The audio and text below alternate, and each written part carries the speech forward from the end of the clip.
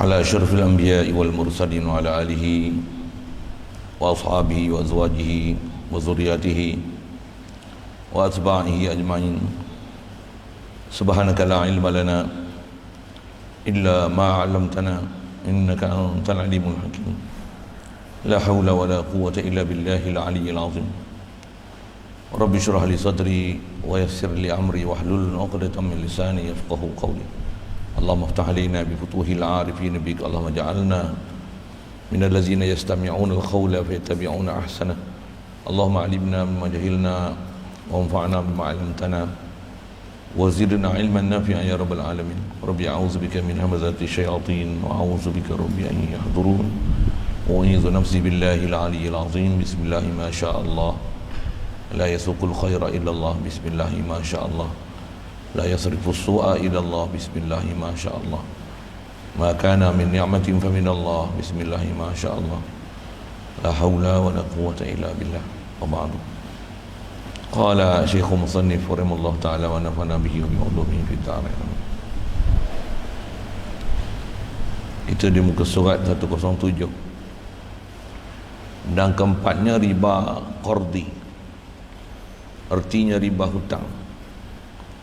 Maka riba qardi ini tiada syarat benda-benda yang ada ilat riba. Maka ta'rif riba qardi itu akad beri hutang yang disyaratkan. Syarat tu dalam majlis akadnya akan suatu manfaat bagi yang memberi berhutang, manfaat yang lain daripada disuruh gadai sesuatu benda kepadanya, dan yang lain daripada syarat suruh orang jamin dan saksi, seperti katanya. Syukur kita Allah Subhanahu Wa Taala limpah kurnia dia, belas ihsan dia, pemberian dia semata kita masih ada di sini. Alhamdulillah. Dapat kita Islam melalui mak ayah kita. Alhamdulillah. Walaupun begitu dia mudahkan kita untuk taat, jauhkan kita pada maksiat. Alhamdulillah.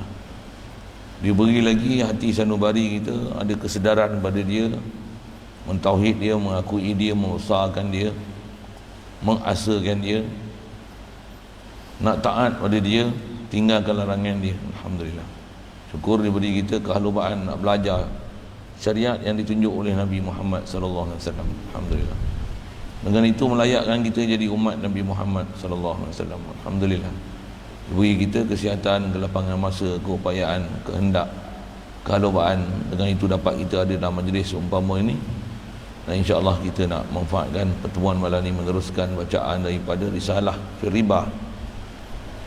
InsyaAllah kita nak sambung ni bahagian riba keempat. Itulah riba qardi. Riba ni lah yang qalibnya berlaku kat kita, dan boleh kata rata-rata riba ni orang Islam kita terlibat. Tak tahulah pasal apa nak kata gairah sangat melibatkan diri dengan benda riba macam ni. Mungkin sebab jahil, mungkin sebab nafsu, mungkin sebab ada dajjal-dajjal yang menyesatkan dengan fatwa-fatwa yang mengharuskan ambil riba kali pertama tadi, atau alasan darurat. Masalah kita tengok dulu, faham dulu apa dia. Dan tambah zaman lah ni, bila saya sebut dajjal tu, memang ada isyarat daripada hadis-hadis Nabi SAW. Memang isyaratkan macam tu. Kalau macam kita duduk bicara ni, kita sebut yang ni haram, ni haram, ni haram, ni tinggal. Kalau tak ada duit, terus aduk gaduh beli cash lah. Pakai rumah second hand, kereta second hand, motor second hand, kereta buruk pun tak apa, janji benda tu halal. Rumah ni kalau tak beli pun tak apa, janji sewa. Kita nak duduk sini bukan lama, nanti tinggal Melaka. Kalau kita sebut macam ni, dia kata tok guru pondok boleh Bila lagi orang Islam nak berempat aja? Bila lagi kita nak pakai kereta besar? Bila lagi orang Islam nak maju? Bila orang Islam nak ada rumah sendiri? Tu saya kata ada dajjal yang bagi ayat-ayat macam ni. Bila ada dajjal tu, orang awam dia ramai tak faham. Dia tak tahu apa yang sepatutnya kita kena cari atas muka bumi ni. Maka terikutlah dajjal-dajjal sebelum dajjal ni. Saya tak tahu bahasa apa saya nak sebut ni. Memang Dajjal. Pasal apa Dajjal? Dajjal ni sifat dia sesat menyesatkan. Sebelum ada Dajjal tu memang ada isyarat. Kalau kita ngaji dalam hadis Nabi SAW, ada Dajjal qabla Dajjal. Tak kurang daripada salasina Dajjalan, ada lebih kurang 30 Dajjal. 30 tu setengah ulama kata isyarat menunjukkan banyak, angka tu menunjukkan besar, ramai. Masya Allah, na'udzubillah. Mudah-mudahan tak ada pelihara kita. Pasal zaman kita ke belakang ni, lagi belakang, jagalah. Makin rosak. Tambah zaman hujung ni, dengan COVID duit pun tak ada. Dan kita akan dapat lihat betapa celakanya riba qardi ni. Habis rumah saya ada beli, lepas tu bayar tak lepas bayar, kerja tak ada ni, hutang-hutang habis apa pun tak. Boleh faham? Kalau sewa, bayar sewa dia, yang ni bukan sewa, beli. Tapi dengan sebab tak boleh bayar, sangkut. Umpamanya macam musim COVID ni, macam mana? Habis yang dah bayar bertahun-tahun tu, oleh kerana tak boleh meneruskan pembayaran, macam mana? Nanti kena bayar lagi denda penalti sebab tak bayar beberapa bulan. Lepas tu rumah tu macam mana? Bank lelong. Ambil lah kau, nak ambil sangat rumah sendiri. Kalau saya buah gitu, nak pulang paku buah kerah sikit lah. Tapi bahasa macam tu marah orang dia tak? Kot lembut sikit lah, nak kata macam mana nak lembut, buah lah ayat tu, bagi sedar sikit gitu lah. Nak kata kerah pun kerah lah, kata apa. Memang kaedah kita kalau benda yang salah kena berkerah lah, yang ni salah. Takkan benda yang salah nak kata yang ni tak salah. Gila apa? Orang yang gila dunia dia tak ada masalahnya dia nak menghalalkan apa yang haram. Kita tutup guru kita, para ulama kita ajar benda yang memang haram lah. Benda yang salah lah. Walaupun istilahnya terpaksa kita korbankan keinginan kita, nafsu kita, kehendak kita, selagi dah tak boleh tu tak boleh lah. Itu kan. Saya ngaji ada tok guru dia guna bahasa begini ya. Kalau kita lah gedik-gedik nak makan babi, ni lama ni teringin sangat nak makan babi ya. Kan? Boleh layan ke? Cari jalan juga helah untuk boleh makan babi boleh tak? Gila lah. Dah tak boleh tu tak boleh lah. Habis-habis cari helah kata dia, ada juga pendapat saya pernah dengar ada satu mufti itu, mufti Pasir Belengong tu dia sebut macam ni, babi ni yang haram ni dagingnya. Alhamdulillah kata dia. Jadi yang haram ni daging tu pun haram makan aja. Jadi kalau daging yang haram, Allah Ta'ala pun kata innama harrama alaikumul maitata waddama wa lahmal khinzir. Daging haram ni daging babi je. Babi ni daging yang haram. Jadi lemak dia, tulang dia, ekor dia, tak apa. Pasal apa? Ada ulama kata yang haram kat babi ni daging je. Boleh kita makan. Boleh makan sup tulang babi. Jangan tak tahu zaman kita lah ni ada yang pelak sampai terang macam tu. Mungkin tuan-tuan tak bisa dengar bab babi ni macam tu lah. Tapi ada mufti babi macam ni. Saya nak guna bahasa apa lagi kan? Tak percaya tuan-tuan pergi carilah mufti babi ni siapa dia. Saya bagi umum macam tu, pergi carilah kan? Lah ni kau boleh sebut nama, marah dia. Baik. Jadi kita nak jumpa riba yang ni, riba apa? Riba keempat. Riba ni atas nama riba qardi. Cuma eja Rumi ni riba al-qardi. Guna baca al ni, itulah kaedah kita bila al-ilam qamariyah. Kita tak bacalah riba al-qardi kan. Pasal apa? Al-ilam qamariyah. Ni tak bunyilah lam tu ribal qamariyah betul ya? Bukan al-ilam syamsiah. Riba qardi, bukan masalah al-ilam qamariyah, silap saya sebut. Hamzah wasal tu riba al-qardi. Hamzah wasal mana boleh baca al-qardi. Hamzah wasal al-qardi tu dia hamzah wasal ni matas kutu fil ibtida' wa tasqutu fil darji kan. Tak faham sudah ngaji nahwu ngaji tajwid pun jumpa dah bab tu kan. Mana boleh riba al-qardi. Abdul Ar-Rahman, betul, Abdul Rahman, betul. Masjid At-Taqwa, Masjidut Taqwa. Ini kalau dengan sebutan Arab lah. Kalau sebutan Melayu balun lah. Melayu itulah kan. Ni pun riba al-qardi, bubuh. Yalah, itulah. Sorry sikit, tuan. Jadi macam mana pun nak pergi faham riba qardi. Jadi atas nama riba qardi, riba hutang. Maksudnya riba yang berlaku dengan sebab hutang. Dia boleh idafat tu, mudhaf ilaih tu dengan makna riba qardi, riba bisababi, dia dengan makna basababiyah, dengan makna sabab. Idafat mudhaf pada mudhaf ilaih adalah idafat sabab pada musabab dia. Apa dia? Sabab sebaliknya, musabab kepada sabab. Sabab hutang tu jadi riba. Terbalik saya sebut. Dia bukan idafat sabab pada musabab, tapi idafat musabab kepada sabab. Tak faham ni nahu sikit istilah-istilah Arab. Ni Arab ni sedap dia situ. Tengok kalimah pun kita kenal lah mudah-mudah mulai pada sifat mausuf, mana naat man'ud dia macam jahat. Baik. Terjemah sekali lalu, riba qardi ni maksudnya riba hutang. Jadi riba hutang dia bukan macam masalah kita belajar riba lepas. Riba lepas dia riba bab jual beli. Walaupun begitu dia ada juga sikit kaitan dengan hutang, jual beli, tapi tak berlaku serah menyerah dalam majlis. Ada hutang daripada salah satu pihak, sama ada yang membeli ataupun menjual dengan barang-barang ada ilat ribawi yang tak berlaku serah menyerah dalam majlis. Ada juga nama riba tu. Dia bukan khas hutang, tapi dia adalah jual beli atau seumpama jual beli, tukar menukar, hebah berbalas-balas, unjuk mengunjuk kan. Aku bagi engkau ni, engkau bagi aku hak ni. Ada kita belajar dah bab tu. Dia boleh jadi riba, nama riba nasa atau riba yadi, disebabkan barang yang ilat ribawi. Asalnya muamalah adalah tukar menukar barang, sama ada jual beli, hebah bisawab, tukar menukar ataupun nama baik atau seumpama itu. Ada yang kita bicara dalam lepas-lepas dia. Dengan sebab tak serah menyerah benda-benda yang ada ilat ribawi dalam majlis, dia jadi riba nasa ataupun riba yadi. Saja recall balik apa dah belajar.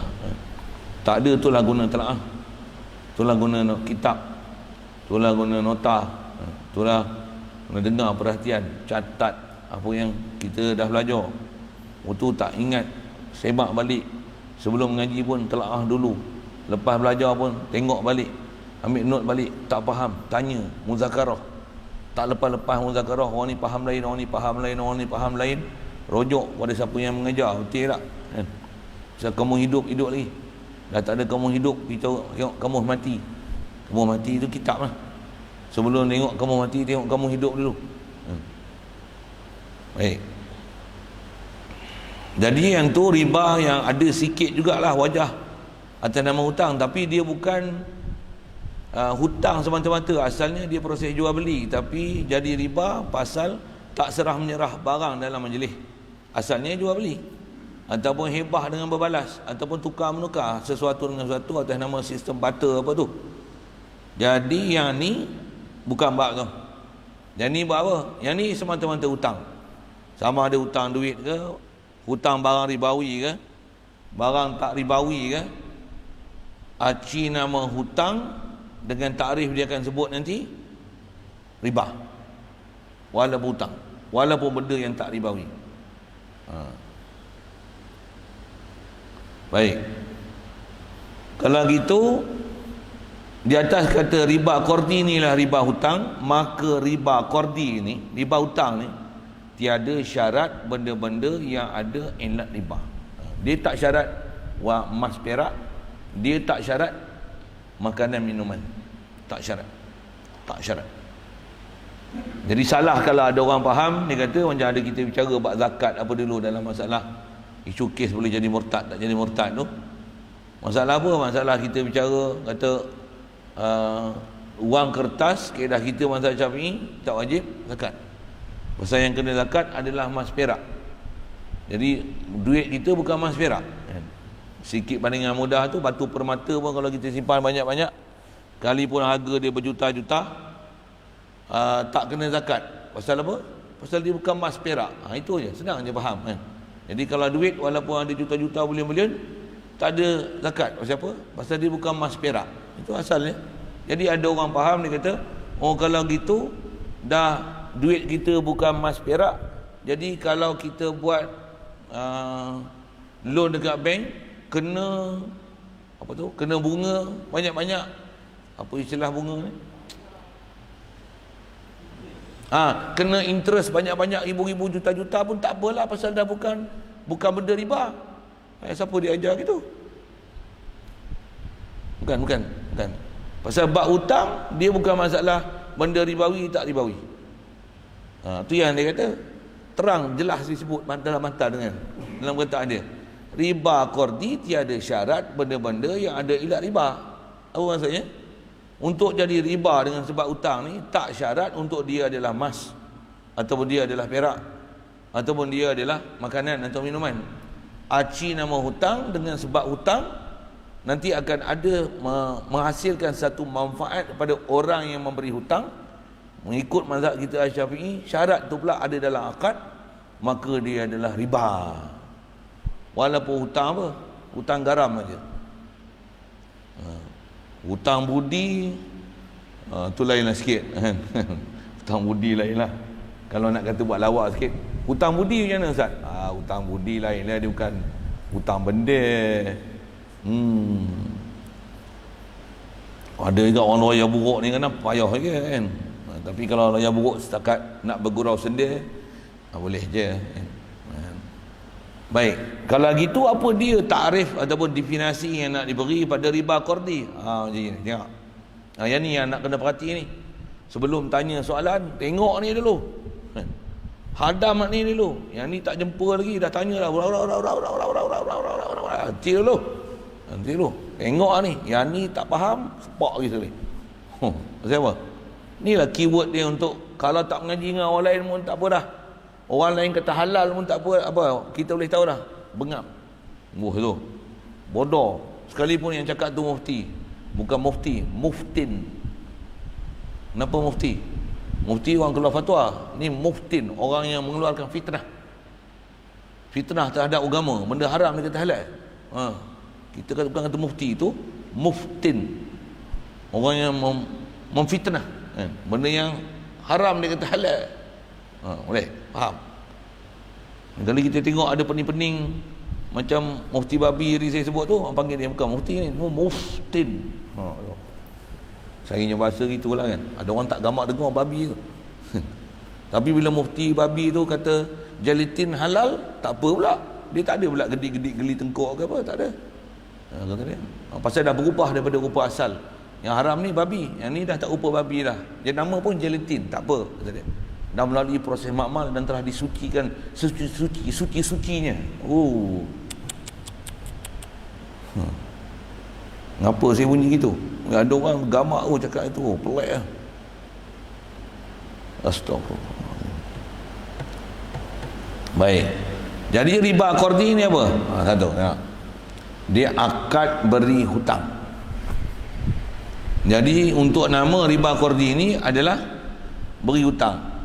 Dan untuk nama ada atas nama riba ni dia ada akad.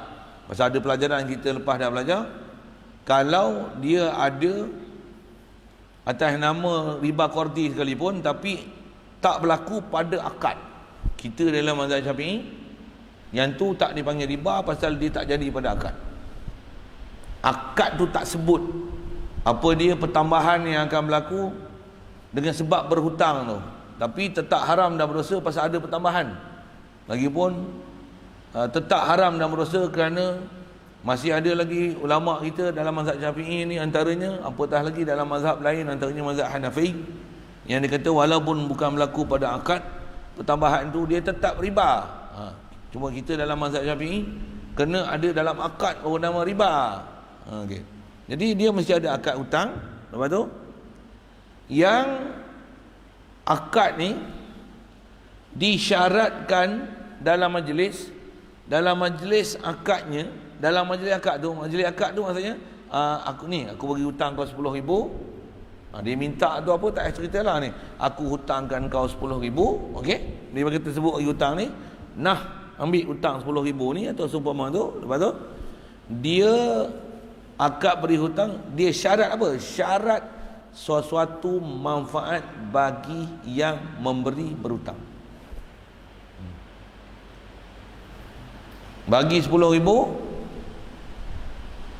masa ni hutang 10,000, nanti kau bayar 11,000 dalam akad tersebut. 1,000 tu manfaat riba.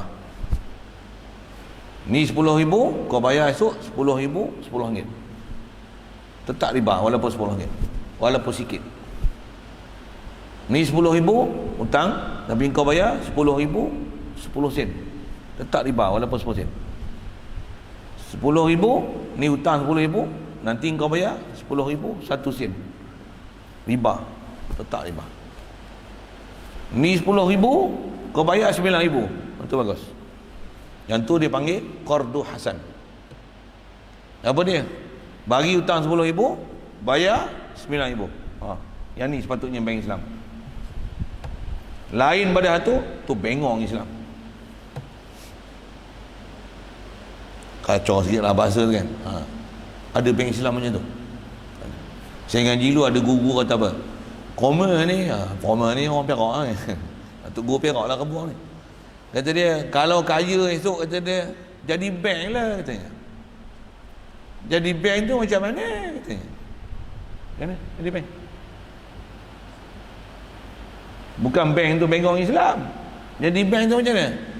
Orang tak ada duit, koma dia. Dia nak hutang 10,000, bagi dia hutang. Setahun tak bayar, 2 tahun tak bayar. Untuk buat apa? Duit tak ada. Turunkan hutangnya 10,000 jadi 9. Jadilah bank yang menolong orang Islam. Jangan jadi bank yang mencekik orang Islam. Wes, ayat dia power tunggu. Kalau pergi kursus perbankan lari macam mana? Macam mana? Kita adalah satu institusi yang untuk menjana kewangan negara, yang kalau boleh dengan modal yang paling sikit dalam masa yang paling pendek kita nak mendapat keuntungan yang paling besar. Kepala otak itu bank, itu bengong Islam ke bank Islam. Bank Islam ni orang susah dah pasal dia kena berhutang. Lepaskan kesusahan dia dengan cara bagi hutang. Dah bagus dah. Macam mana? Kurangkan amount bayar dia. Dia lebih baik daripada sedekah. Okey, kesana sikit. Nak kenal siapa dia bank Islam. Jadi kita taklah nafikan bank Islam yang ada lah ni, tapi atas peranan bank Islam tu sepatutnya macam mana. Jadi kalau tak buat bank pun macam mana? Jadilah bank dalam masyarakat. Apa dia? Orang berhutang, kalau kata saya tak ada duit nak belanja makan pondok ni, saya nak hutang RM50 boleh tak? Berapa nak hutang? RM50 boleh hutang. Allah, RM50. Ya. So saya ingat dah lah duit ni nak bayar. Tak pun dia minta RM50. RM50 je. Ngaji pondok RM50 je. Biar betul masuk universiti daftar pun RM5,000. Alamak, jangan buat malu tu. Ambil RM500. Tak cukup mai jumpa ni.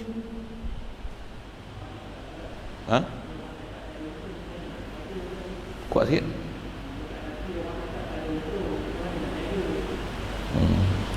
Jadi bank bukan nak untung. Jadi bank nak tolong orang.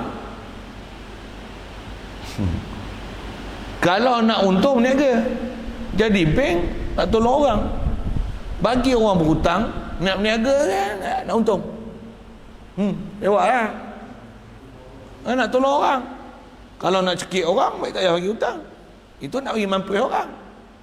Nak berniaga, berniaga lah. Hutang bukan kaedah berniaga. Boleh? Kalau hutang adalah jalan untuk berniaga, kau kata innamal bai'u mislu riba, kape, kau menghalalkan benda-benda yang haram. Kasar sikitlah ayat tu. Bab tu kita dah belajar bab murtad dulu. Nauzubillah wal iyazbillah. Okey. Jadi untuk nama riba ni beri hutang ada dalam majlis akad. Dia syarat dengan apa? Dia syarat ada satu manfaat bagi yang beri hutang. Manfaat, bahasa dia manfaat, sama ada manfaat tu berupa kewangan, berupa apa,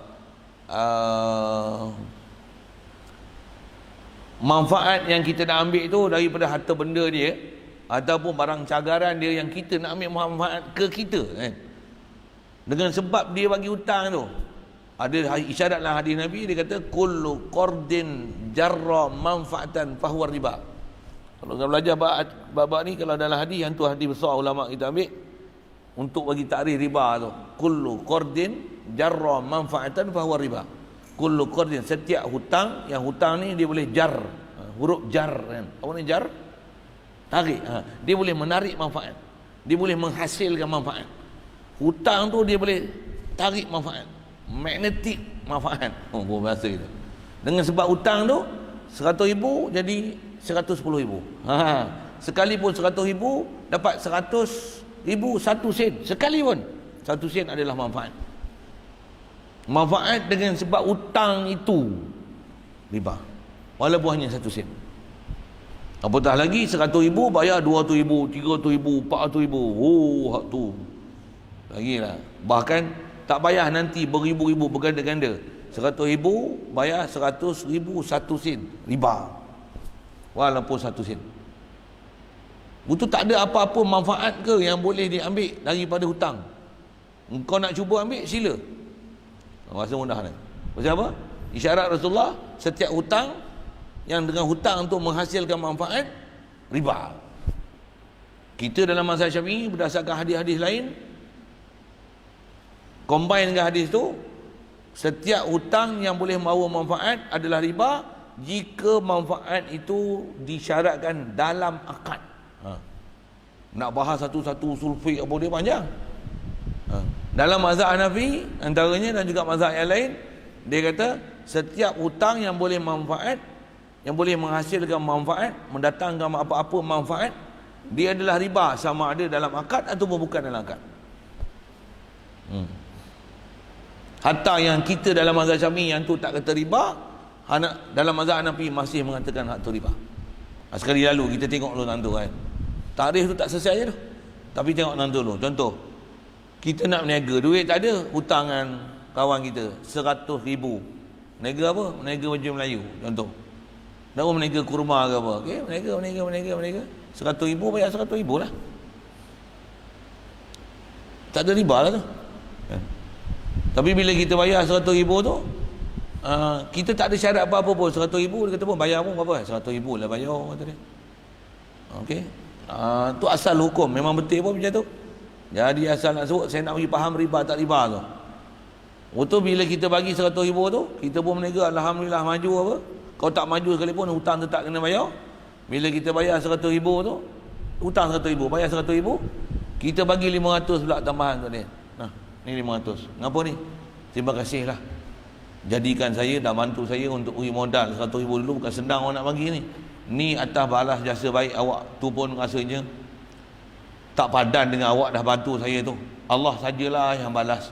Saya boleh bagi takat 500 ni je. Terima kasih lah banyak-banyak.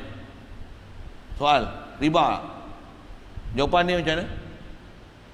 Tak riba dalam mazhab Syafi'i, riba dalam mazhab Hanafi. Kenapa tak riba dalam mazhab Hanafi? Pasal hutang tu bawa manfaat. Apa dia manfaat? 100,000 dapat 500 tambahan. Walaupun tak syarat pada akad. Pasal apa dia bagi 500? Pasal hutang 100,000 tu riba. Mengikut mazhab Hanafi. Mengikut mazhab Syafi'i, pasal apa tak riba? Pasal bukan ada janji apa-apa. Tak ada bubuh syarat apa-apa, tak ada janji apa-apa, tak ada taklik apa-apa. Atau kalau kau menego 100,000 ni dapat 200,000, maka kau kena bayar aku. Apa seumpama tu lah. Tak ada syarat apa-apa, tak ada taklik apa-apa, tak ada janji apa-apa. Dengan untuk apa-apa ambil manfaat. Kalau tak ada apa-apa dalam akad masa bagi hutang itu, apa-apa, kalau ada ambil manfaat, sama ada dia minta ke ataupun orang yang berhutang tu bagi, dari si kaedah dia tak memang riba. Cuma kalau orang yang berhutang tu dia bagi, itu memang halal mutlak. Tapi kalau orang yang beri hutang tu dia yang minta, atas nama riba, tidak. Pasal tak disyarat dalam akad. Tapi minta tu berdosa dan haram. Pasal apa? Pasal minta lebih. Cuma dia tak nama riba dalam mazhab Syafi'i, tapi riba dalam mazhab Hanafi, tapi dia tetap masih haram dan berdosa. Pasal apa? Pasal masih nama minta lebih daripada hutang. Cuma tak nama riba dalam kaedah mazhab Syafi'i, tapi masih berdosa pasal ambil harta orang jalan batil.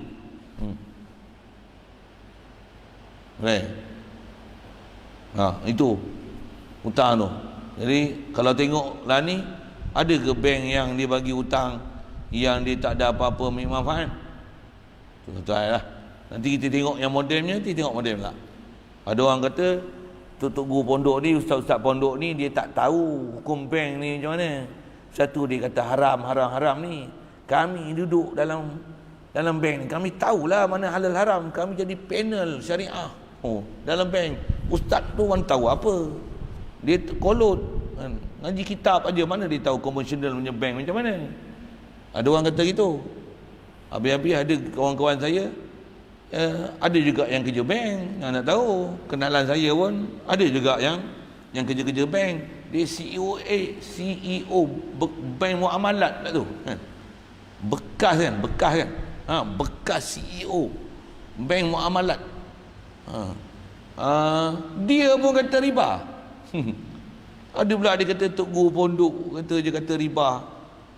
Pasal Tok Guru pondok tak tahu muamalah konvensional macam mana. Dia hanya tahu baca kitab aja.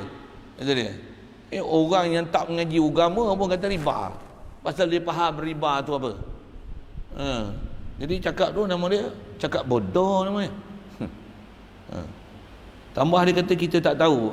Kita pasal kita pernah jumpa orang macam tu, pernah bertanya, tengok muamalah apa yang ada, tengok apa dalam kitab, kita boleh buat banding beza lah. Dan kita dah buat perbandingan dah pun. Nak keluar cakap macam ni pun, kita bukan sebarang nak bercakap, kita dah tengok dah perhati dah. Dan ada maklumat-maklumat yang sahih pula kita dapat.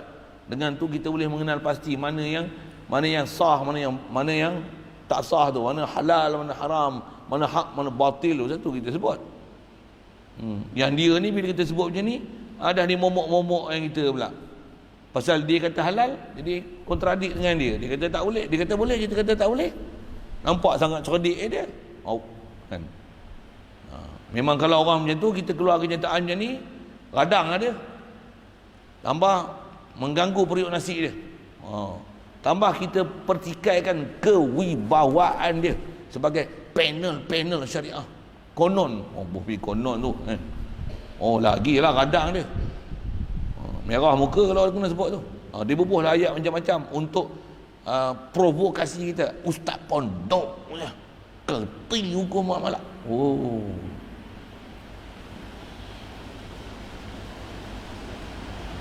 Sikitlah kerti tak kerti, tengoklah kita cerita apa, kitab kata apa, dia kata apa. Baik. Jadi setiap hutang yang dalam dalam akad ada mensyaratkan, mentalikkan, mengenakan apa-apa yang manfaat. Dan manfaat ni kata dia, manfaat yang lain daripada yang disuruh gadai sesuatu benda kepadanya, satu, dan yang lain daripada suruh orang jamin, dua, dan saksi, tiga. Kalau ada syarat dalam akad semasa beri hutang, tiga perkara ni tak apa. Pasal yang ni nama dia manfaat juga, tapi yang ni manfaat yang dibenarkan dalam syarak. Tengok elok, faham betul? Elok-elok. Apa dia? Pertama, jika nak beri hutang, contoh 100,000, besar amount tu, macam mana nak jamin dia akan bayar balik? Antara yang boleh dibuat, syaratkan beserta dengan hutang yang dia terima, dia kena beri satu barang gadaian. Barang gadaian. Gadaian ni apa dia? Emas ke, tanah ke, benda-benda yang berharga yang jadi cagaran. Jika orang yang berhutang tu tak boleh bayar, maka emas ni contoh, ataupun tanah, ataupun rumah, kenderaan yang mahal-mahal, contohlah apa kan, yang tu akan dijadikan sebagai cagaran untuk menebus hutang dia. Sama ada barang yang digadai tu, cagaran tu, atas nama tu gadai. Syarah bab gadai sendiri panjang. Saya sebut istilah dia gadaian. Itulah ada Ar-Rahnu nama dia. Jadi Ar-Rahnu ni dia bukan pergi kedai gadai, bukan. Ar-Rahnu ni hutang, apa tu? Untuk sebagai jaminan dan cagaran kepada hutang yang tak terjamin asalnya akan pasti bayar atau kebolehan bayar ataupun tidak, minta satu cagaran. Kalau tak boleh bayar nanti ada harta benda yang boleh dijual untuk melansaikan hutang tersebut, sama ada lansai habis ataupun dapat sebahagian daripadanya ataupun lebih daripada itu. Kalau tak cukup, satu hal. Kalau cukup-cukup, alhamdulillah. Kalau lebih macam mana? Orang yang memberi hutang dia hanya boleh ambil kadar hutang yang orang tu berhutang. Kalau 100,000, 100,000. Kalau tanah tu dia boleh jual 200,000, 100,000 hendaklah dipulangkan semula kepada orang yang berhutang itu. Pasal itu hak dia. Tanah yang dijual tu contohnya adalah tanah dia. Emas yang dijual tu emas dia, dia punya. Orang yang berhutang ni, orang yang beri hutang ni, hak dia hanya 100,000. Itu aja. Jadi apa manfaat kita nak bicara ni? Manfaat dia ada barang gadaian. Barang gadaian ni adalah sebagai cagaran untuk hutang itu pasti dibayar. Yang tu boleh. Boleh? Faham? Yang tu dulu, satu dulu. Okey, saya panjang sikit. Barang cagaran. Baik, katalah orang tu bagi hutang kita 100,000. Kita bagi barang kemas kat dia sebagai cagaran. Kita hutang 100,000. Barang kemas kita tu kena serah kat dia. Dan serah kat dia, dia sebagai pemegang amanah untuk jaga barang kemas kita. Kalau tanah kita, dia bagi geran kat dia, dia pemegang amanah, pegang geran tu. Kalau kita bagi lembu 100 ekor, 100 ekor tu dia pemegang amanah. Lembu kita 100 ekor tu, kita tak boleh bayar esok, dia ada hak untuk jual lembu tu. Boleh? Faham? Bila kita bagi contoh emas tu, dia kena jaga tak? Rumah dia okey tak? Nak simpan-simpan emas ni? Rumah rupanya rumah buruk je. Walaupun ada 100,000. Rumah dia rumah nenek kebayan dekat nak roboh dah.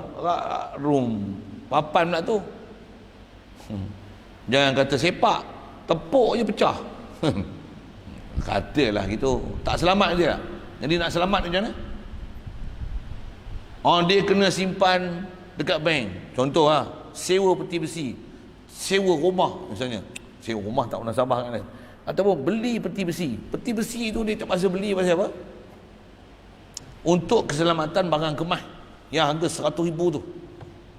Terpaksa beli kalau rumah, buahlah rumah ni katalah buah batu apa sekalipun, tapi untuk keselamatan tak ada almari yang khas apa untuk jaga keselamatan tu kan, peti tempat rahsia ke apa contohlah, dia terpaksa beli tu. Ataupun dia terpaksa simpan kat bank. Bank pun menawarkan perkhidmatan simpan barang kemas yang sebulan kena bayar RM30. Pasal simpan satu ruang untuk simpan barang kemas tu sebulan RM30. Jadi orang yang beri hutang ni dia boleh minta RM30 daripada orang yang berhutang itu. Pasal apa? Pasal manfaat barang kemas yang bukan kembali pada orang yang berhutang, tapi kembali kepada orang yang berhutang untuk barang kemas dia itu supaya dipelihara di tempat yang sepatutnya, supaya tak berlaku kecurian. Bukan RM30 tu untuk orang yang beri hutang itu ambil manfaat. Boleh? Faham? Bayaran tu boleh diambil untuk menselesaikan amanah jaga barang kemas tu. Itu barang kemas. Kalau tanah, setiap tahun Malaysia punya undang-undang misalnya kena bayar cukai hasil, kena bayar hasil tanah. Siapa kena bayar? Berapa? Katalah misalnya RM400. Siapa kena bayar RM400 ni? tuan tanah lah. 400, minta 400 lah, jangan minta lebih. Pasal apa 400 ni? Pasal atas undang-undang yang ada, untuk pastikan tak kena penalti apa dan sebagainya, kena bayar. Minta 400 untuk jaga tanah dia tu supaya tak dirampas, tak kena penalti oleh kerajaan. Minta 400 bukan untuk orang yang beri hutang, tapi untuk jaga barang tanah yang dimiliki oleh orang yang memberi hutang, oleh orang yang berhutang. 2, 3, lembu. Dia bagi lembu kita 100 ekor, kita nak jaga kat mana? Katalah ada ladang sawit tak berpagar, tu kena tak ada gembala? Kena gembala. Gembala dia orang ambil upah apa? 100 ekor. Katalah sebulan RM300. Bela pula tu tak kena bagi makan feedlot apa, tak ada. Memang kelapa sawit je. Bagi kat orang ni bela upah berapa? RM300. Ada hak orang yang beri hutang ni minta RM300 bukan untuk dia, tapi untuk lembu yang pemilik bagi orang yang berhutang tu, supaya dijaga dengan betul. Pasal dia pemegang amanah, dia tak boleh jaga, dia amanahkan ke orang. Bayaran tu adalah untuk dia melaksanakan amanah, jaga barang gadaian tersebut. Itu je dalam syarat yang boleh. Jadi kalau zaman lah ni yang ada macam mirip macam tu, dengar, saya masih nak cerita tentang masalah gadaian. Satu lah ni ada bunyi Islamik sikit lah, Ar-Rahnu. Tak kira lah apa-apa Ar-Rahnu mana-mana, tapi saya nak kata betul tak betul, tengok apa benda yang dia buat dan apa cas yang dia minta. Situ lah. Itu lah. Kalau ikut Ar-Rahnu gadai ni, syarat mula dia apa? Hutang dulu ke gadai dulu? Janganlah buat bengap. Kena pandai. Hutang dulu ke gadai dulu? Gadai dulu. Hutang dulu. Nak jamin hutang ni bayar, barulah ada gadaian. Kalau tak ada gadaian pun boleh juga tak? Boleh, tapi kod risiko nanti dia tak boleh bayar. Itu je lah. Melopong lah kawan tu 100,000. Boleh. Hutang dulu ke gadai dulu? Hutang dulu. Sistem Ar-Rahnu lah ni, gadai dulu ke hutang dulu? Tak tahu.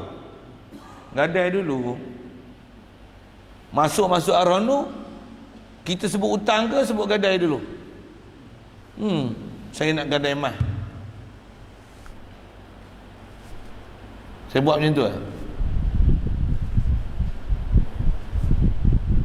Mengapa? Sama macam pacak gadai Cina. Bawa emas, saya mau gadai. Jadah apa gadai? Hutang dululah bawa gadai. Timbang. Harga kata dia RM800. Ambil RM800. Gadai. Setiap bulan bayar. Nak ambil kena bayar RM800. Baru boleh ambil emas tu. Jadi yang bayar setiap bulan tu upah simpan. Upah simpan.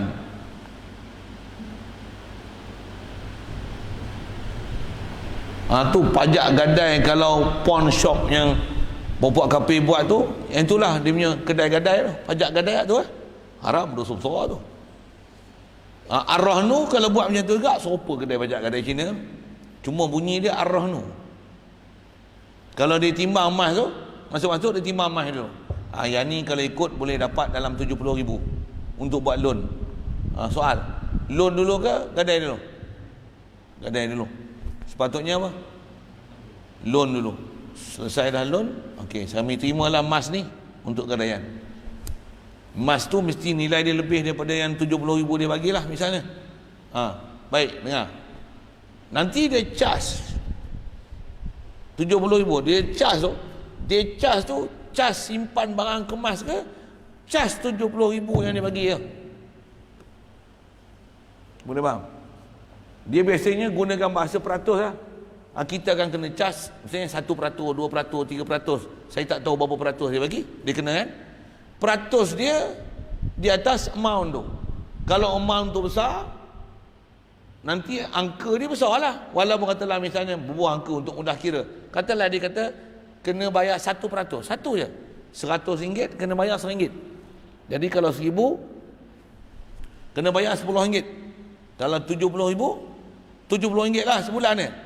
RM70 tu kalau 70,000. Kalau 700,000 kena bayar 700. Boleh faham? Kalau 700,000 kena bayar RM700 sebulan. Contoh 700. Jadi dia charge di atas hutang yang dia bagi, di atas barang kemas yang dah ditimbang. Boleh faham?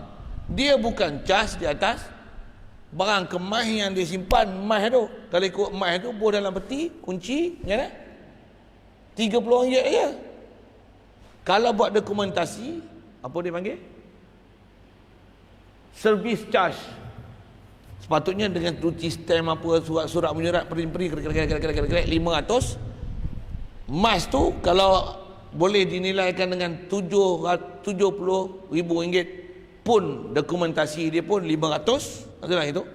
Kalau angka dia boleh nilaikan tu dengan 700,000 sekalipun, sepatutnya service charge dia berapa?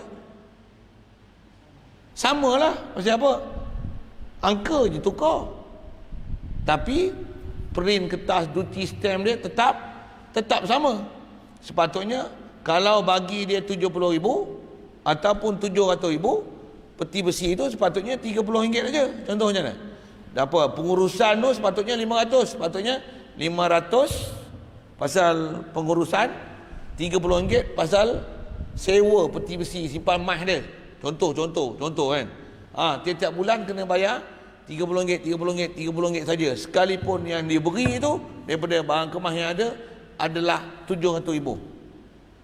Service charge dia bukan kira di atas RM700,000, di atas amount yang dia ambil, tapi mestilah di atas apa servis yang untuk jaga maslahat hutang piutang tu dan gadaian tu. Boleh faham saya cakap apa? Yang ni yang nak bagi faham betul-betul. Yang pihak bank ambil itu kena kat mana, yang dia sah untuk dia ambil tak ambil, yang mana yang nama muamalah Islam, yang nama tak nama Islam. Yang mana yang kita nak petikai kata Ar-Rahnu ni betul-betul Ar-Rahnu mengikut Islam ke, ataupun Ar-Rahnu tu dia kata Islami, ataupun it's only a gimmick. Nama je Ar-Rahnu Islam, pajakan Islam, pajak Islam, rupanya pajak gadai cerina serupa. Ya. Boleh faham? Itu satu masalah gadai. Yang kedua, apa dia? Masalah grantor, penjamin. Jadi kita kata apa? Aku boleh bagi hutang kat hang ni 100,000, tapi hang syarat hang kena bawa seorang penjamin. Maksudnya kalau hang tak boleh bayar apa-apa, aku akan rujuk ke dia. Faham penjamin ni macam mana? Mestilah steady sikit tak? Kalau sengkit pada hang, macam mana pun tak kira lah, janji ada penjamin. Kalau dia minta dua penjamin lah. Penjamin ni ada bab khas belajar dia. Tapi penjamin ni buat apa? Penjamin ni adalah juga sebagai backup. Kalau kawan tu orang hutang tak boleh bayar, maka penjamin ni lah akan diminta untuk melunaskan hutang tersebut. Dan dia sedia menjamin. Kalau orang tu tak bayar, minta kat saya akan bayarkan untuk dia. Lepas tu nak kira bicara, nak minta balik ke, tak nak minta balik ke, free of charge ke, pejam mata je. Aku dah kata tolong bayar, aku tolong bayar lah, aku tak minta balik lah. Itu ada perbicaraan dia. Kita tak bicara situ, tak panjang nak cerita apa. Boleh untuk dengan sebab hutang tu, orang yang beri hutang minta manfaat apa, ada penjamin, yang tu boleh. Tapi dia kena bayar, nanti sat. Pasal penjamin bukan ada kena bayar apa-apa. Kalau lembu tadi kena bayar upah, emas tadi kena bayar peti besi, kalau tanah tadi kena bayar hasil tanah. Boleh faham saya cakap apa? Kalau dokumentasi, bayar harga dokumen lah. Belah tu dokumen mesti harga charge servis tu, perkhidmatan tu, bukan amount duit yang dihutang tu. Charge bukan di atas duit yang dihutang, tapi charge di atas servis tu. Jadi 70,000 pun servis dia 500, sepatutnya 700,000 pun servis dia 500. Bayar 500 walaupun angka berhutang tu 70,000, 700,000. Bukan 70,000 bayar satu amount, 700,000 10 kali ganda lah, pasal yang ni 70,000, ni 700,000. Yang tu riba. Pasal dia charge bukan di atas sebis tu, tapi dia charge di atas amount tu. Dia ambil manfaat di atas amount hutang tu. Yang tu lagi faham tu. Mana dia yang buat bank buat macam tu? 2, 3 saksi. Aku bagi hutang 100,000 ni dengan syarat kau bawa 2 orang saksi untuk aku buat surat menyurat. Nanti dia tanda tangan, sign, buat nama IC, kita duty stamp. Duty stamp ni hang bayar. Duty stamp istilah lah ni kan. Geran tanah apa pun duty stamp kan. Tambah bayar duit peguam ke apa ke, saya tak tahu proses-proses tu, tapi lebih kurang macam tu lah. Jadi sebis tu siapa kena bayar? Orang yang berhutang tu lah. Pasal berlakunya proses sebis apa, peguam tak peguam, duty stamp tak duty stamp, dokumentasi nak kena print apa-apa tu, saksi yang kita nak panggil, berapa kos dia datang, apa-apa tu semua, siapa kena bayar? Orang yang berhutang tu lah kena bayar. Yang tu diminta atas nama pengurusan yang memang tak dapat tidak untuk tu. Jadi kalau hutang 70,000 pun mesti banyak tu, 700,000 pun mesti banyak tu. Kalau 70,000 harga lain, 700,000 harga lain, mesti ada masalah. Pasal dia bukan service charge, tapi dia charge di atas amount hutang. Itu riba. Dia mesti dia charge di atas servis, jaga barang kemas, lembu nak kena bela, dokumentasi yang perlu disiapkan, cukai tanah yang kena bayar, sistem Malaysia lagi, bayaran tambang perbelanjaan bagi saksi, jurutulis, dokumentasi, cukai stamp, peguam yang berkenaan untuk memastikan dokumen tu sah. Berapa tu? Mesti bayar hak tu. Bukan di atas amount, tapi di atas charge servis tu. Servis tu sendiri. Tengok saya buat misalnya macam kita post JNT. Post dia kalau barang besar ni pun RM4, besar ni pun RM4. Besar saya pun RM4. Contohlah. Jadi dia bagi satu bayaran tu, contoh saya bagi tu kan, RM4 lah boleh ambil. Kenapa?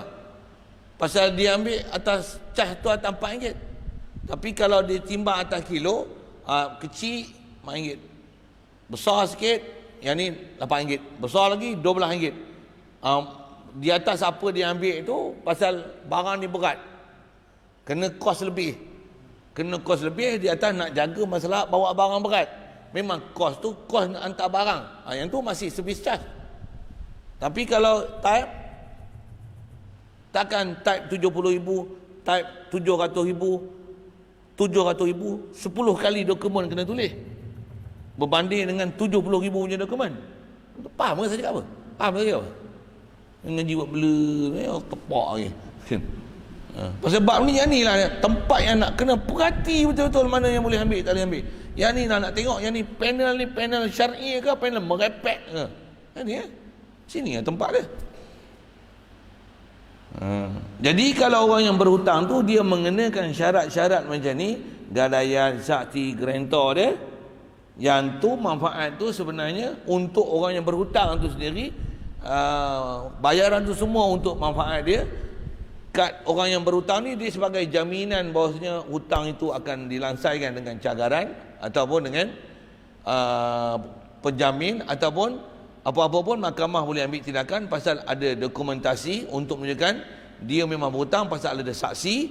Nanti kalau dia tak boleh bayar, boleh harta-harta lain dia nanti untuk dijadikan sebagai pembayaran. Kalau dia tak mampu, nanti boleh isytiharkan bankrupt apa, harta dia nanti akan dijual untuk melansaikan hutang daripada pihak orang yang berhutang. Itu yang ada bankrupt tu dalam kaedah kita. Ada satu pengajian pula kena mengaji bab-bab muflis dalam kaedah syarak. Muflis tu sendiri bahasa Arab, babul falas. Muflis tu bahasa Arab. Cuma bahasa muflis lah ni entah apa-apa punya takrif lah. Takrif dalam kitab macam mana, biasa jumpa, biasa belajar. Tapi ada muflis kan, apa benda lah. Undang-undang muflis pun kadang tengok pelik-pelik. Ada sebahagiannya betul, ada sebahagiannya sivil. Macam mana nak tahu sibil tak sibil? Ngaji ya. Okay. Macam mana pun dasar apa yang kita duk bicara ni, macam mana nak mengenal nama riba tu kordi tak kordi? Atas kita dalam mazhab Syafi'i, hutang yang dikenakan syarat, yang dalam syarat tu ada manfaat yang kembali pada orang yang beri hutang, riba. Contoh macam mana? Seperti katanya, aku beri engkau hutang 1,000. Dulu 1,000 ni besar lah kan. Satu saya sebut 100,000, dan ni lah hutang 1,000 lah ni. 1,000 hutang. Tentu lah. Mana ada orang minta loan hutang 1,000, gelak dia orang. 100,000 pun orang gelak. Loan 100,000 je. Oh, awak sikit sangat. Tuan orang dah biasa hutang ni kata sikit. Kita hutang 500, hutang RM10 pun rasa beban. Zaman ni orang dah hutang ni macam biasa. Baik, macam mana pun tengok dia nak faham apa. Aku beri engkau hutang RM1,000 dengan syarat engkau bayar balik RM1,200. Senang faham. Riba. Ada bank yang kata hutang RM1,000 bayar RM1,000 ada? Tak ada. Riba. Kadang-kadang dia tak sebut RM1,200 tu, kata dia. Hutang bulanan kena bayar macam ni dalam tempoh 15 tahun. Macam mana nak tahu ada riba tak riba? Kau kalilah sebulan berapa? Tu kali 12. Untuk berapa tahun? 5 tahun. Kalilah 5. Berapa? Hutang kau berapa? Berapa jumlah semua tu? Kenapa lebih? Service charge. Tanya dia, service charge tu apa? Dokumentasi saya berapa kena bayar? Saksi ni, guarantor saya, kalau ada penjamin, berapa saya kena bayar kat guarantor ni? Untuk ni, dokumentasi saya, security stamp berapa? Tanyalah dokumentasi. Tu baru service charge. Ni dia service charge, dia bukan charge di atas servis, tapi dia charge di atas amount hutang kita. 100,000 angka macam ni, 100 juta angka macam ni. Boleh faham saya sebut apa? Itu bukan service charge, itu charge di atas amount hutang. Lagi besar hutang kau, lagi besar charge. Kaedah dia service charge macam mana? Hutang besar, hutang kecil sama, pasal servis. Bagi faham saya sebut apa tu? Bagi faham. Baik, atau engkau bayar di bank, jangan bayar di rumah kerana takut penyamun.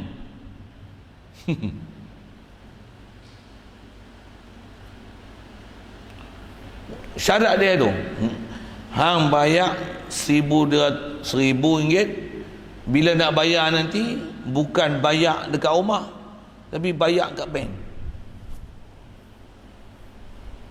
Faham tu ada manfaat lah dia nak ambil tu kan. Elak dia pasal takut penyamun. Pasal apa? Nanti penyamun main samun rumah dia, untuk nak elakkan penyamun kena bubuh dekat bank. Kena bubuh dekat bank. Jangan bayar kat aku nanti 1,000 tu. 1,000 dia minta 1,000 juga, tapi bayar dekat bank. Manfaat nanti kat siapa? Kat dia. Bukan penjamin, bukan saksi, bukan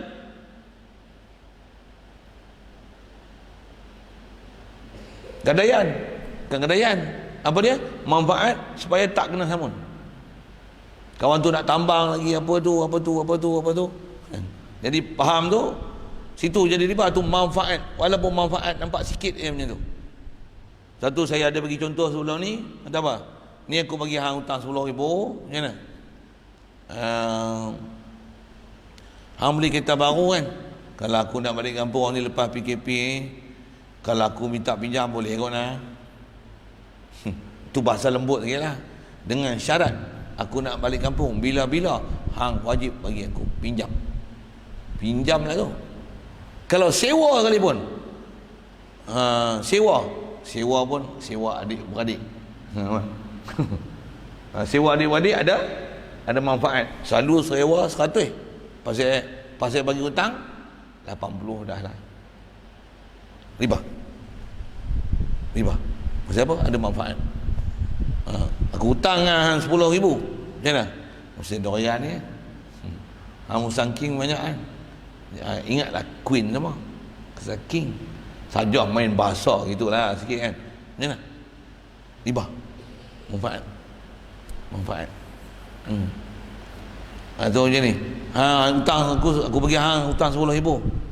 Kalau aku masuk Mindang untuk minta anak hang itu yang tolak lah. Macam terpaksa lah masuk Minang je lah.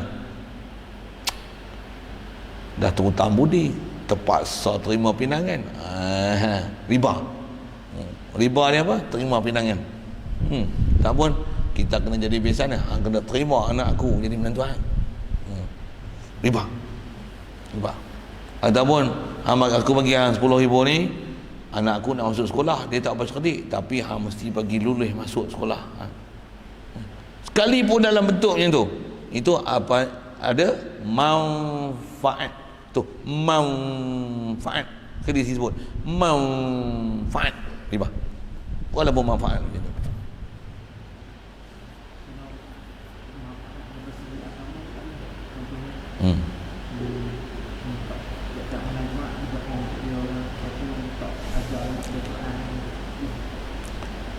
Kalau doa dia dalam bab suruh dia buat ibadat kan. Tapi kalau yang tu tak apa, doa kalau faham tu tak ada masalah. Doa lah bagi aku meniaga ni maju. Untung-untung hang tak payah bayar hutang hang. Okey. Contoh kan. Yang tu boleh. Tapi macam ni, aku bagi hang hutang 10,000, hang ustaz kan. Dah aku bagi hutang 10,000 ni, ajak anak aku yang ni, yang duduk tidur ni, suruh dia mengaji. Bagi sampai dia hafal Quran. Hang nak ajak. Selagi hang tak payah habis, ajaklah. Ajak tu free kan. Haram. Itu riba. Pasal syarat tu manfaat kat dia. Sepatutnya kena bayar duit tuition macam ni. Ni sebab hutang 10,000 kawan pun okey, terpaksa dia kata tak apa, redha meredai. Ni pun satu ayat dajal. Kata apa-apa cah yang dipersetujui oleh orang yang berhutang, bila berlaku redha meredai, maka dia adalah halal, tak jadi riba. Pasal apa? Pasal redha meredai antara orang yang beri hutang dengan orang. Siapa dia ajar? Saya ngaji tok guru buat misal atas membangkang pahaman redha meredai tak jadi riba. Kalau gitu zina redha meredai tak zina. Pasal apa? Okey, siap. Jawab tu dulu. Boleh jawab tu? Jawab ni. Kalau betul redha meredai tak jadi zina, redha meredai dalam bab riba boleh tak jadi riba, boleh pakai kat sana. Tok guru tu dia nak bidah tu, cerdik lah. Kita bangkang lagi payah kan. Kalau gitu zina suka sama suka tak jadi zina. Macam takrif orang putih. Dia kalau masalah ni, kalau tak suka baru jadi salah, baru jadi illegal. Kalau suka sama suka tak apa. Tak apa. Okey. Dia boleh jawab itu tak? Okey, saya jawab tu. Jadi manfaat dia kena tengok dia manfaat tak mana. Jadi kalau nisbah berdoa tak ada masalah. Kalau masalah suruh anak dia, ajar anak dia mengaji, itu masalah. Itu istilah manfaat balik kepada orang yang beri hutang.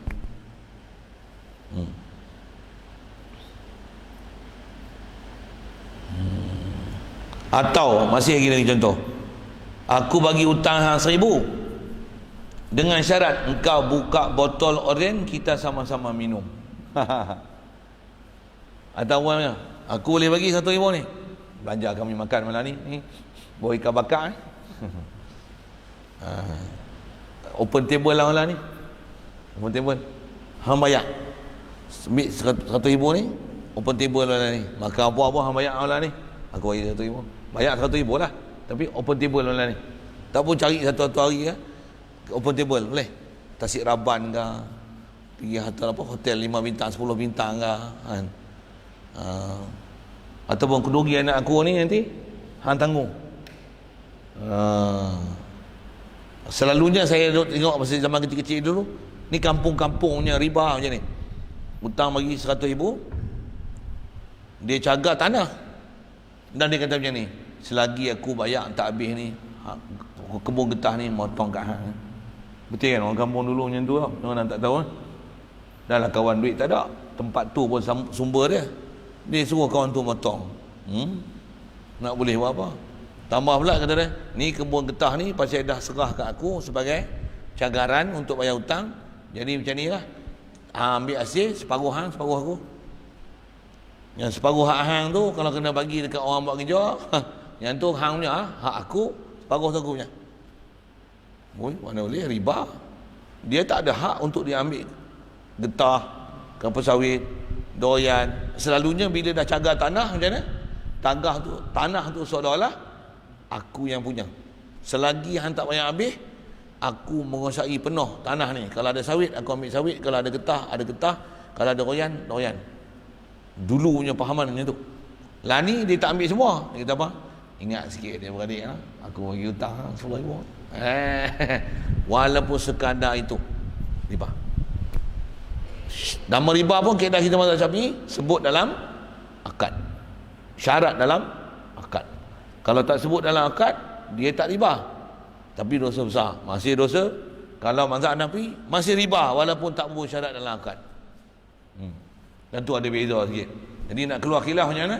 Tak usah duk ambil apa-apa manfaat, pasal al-khuruju minal khilafi mustahabun. Ada prinsip-prinsip kita dah belajar.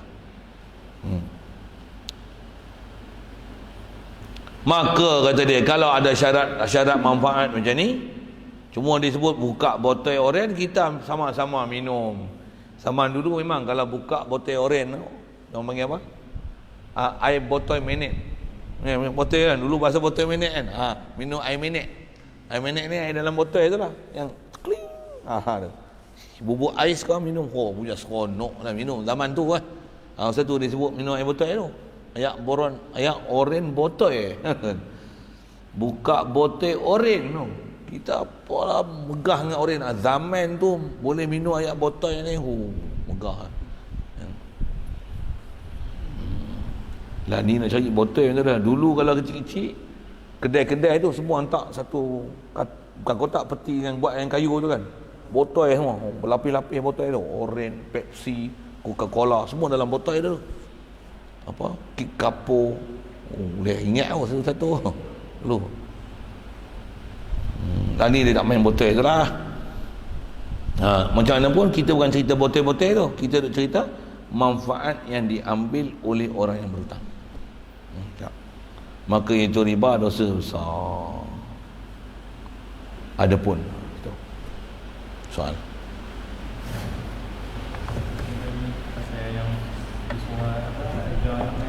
atau dia bayar yuran ni, bayar yuran sekalipun, pasal dia ada ambil manfaat tu. Tak mana manfaat, orang anak lain dia tak ambil.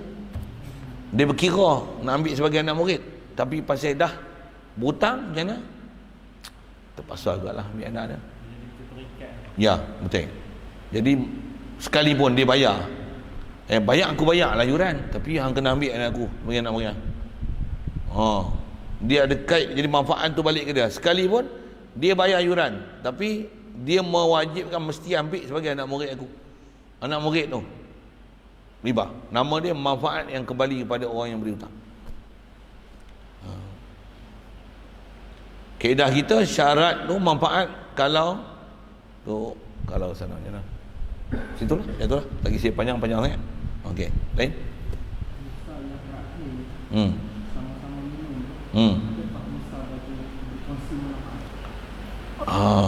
Dia bukan masalah berkongsi. Besar nak tengok sama-sama minum, yang jadi riba tak mana? Orang yang bagi hutang tu minum, tentu riba dia.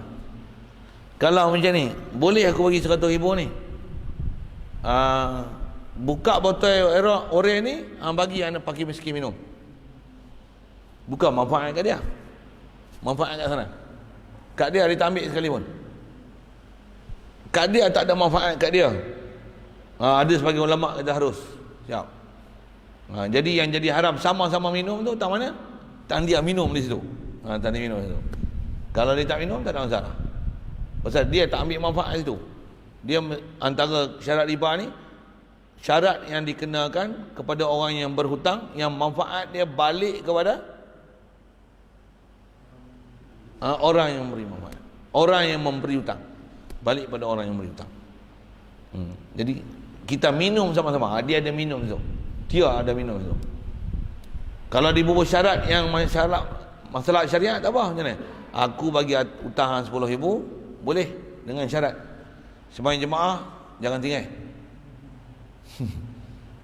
Setiap kali aku mengajak mesti hadir. Aku sebelum datang, hang datang dulu. Aku dah balik, wah hang boleh balik. Basuh kereta tak boleh pakai seluar pendek. Boleh tak? Kena berhenti hisap rokok. Contoh kan. Bini hang kena pakai tudung. Jangan bagilah anak betina hang, boyfriend dia bawa pergi jalan naik motor. Aku terima. Boleh? Riba tak? Tak. Ada lah orang bagi hutang tu. Kalau macam tu tak apa, bagus. Yang tu jadi bank betul, bukan bank bengong. Bank bengong nak bagi mampu orang. Yang ni dengan sebab hutang tu, apa dia? Nak bagi orang ikut syariat. Habis. Steady. Dengan sebab dia berhutang, dia kena main jemaah. Ni.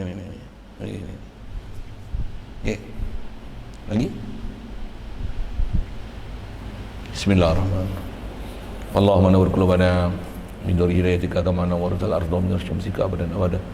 Bi rahmatika ya arhamar rahimin warzuqna fahman nabiyyin wa hifdzal mursalin wa ilhamal malaikatil muqarrabin wa sallim tasliman ala jamil anbiya'i wal mursalin walhamdulillahi rabbil alamin.